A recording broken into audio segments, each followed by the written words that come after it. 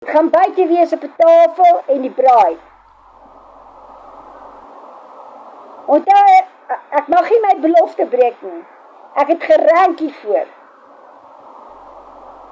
En ek sê vir julle almal dankie. Ja, ek gaan, Jean-André, ek gaan. Gaan al die kos wys. Dat op as 'n tafel buite, dan gaan daar 'n doek oorkom, 'n mooi doek oorkom. Natuurlik die braai, en die braaibroodjies en die ek weet nie, 2 of 3 tarte, en dan die res van die kos.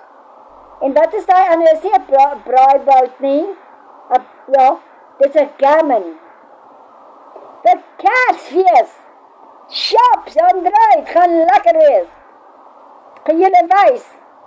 Ons gaan nou net nie, wat is dit, daai hoedjies op sit nie. Vir Kersfees nie.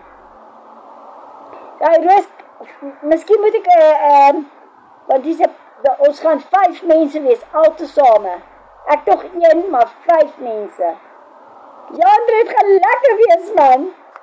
Kersfeestyd is hier. Kersfeestyd is hier. Kersfeestyd is hier. La la la la la. Kom eens ons self. Goeie Stanville. Yes. Hey. So I'll follow you. Thank you for the follow. Let's go, guys. Let's tap. Let's tap, tap, tap, tap, tap, tap, tap. Thank you very much. You follow, your taps, your shares, and the ones that are blessing me and gifting me. Thank you so much. Dankie julle mense, julle is awesome.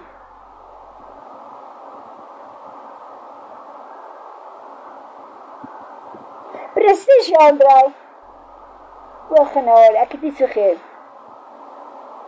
Ja, ek hoef nie te jok nie. Hang het aan mense, ek is nou...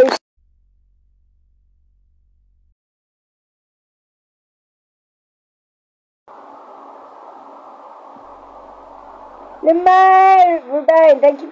Hello, Ori, come on, guys. You can gift me, please.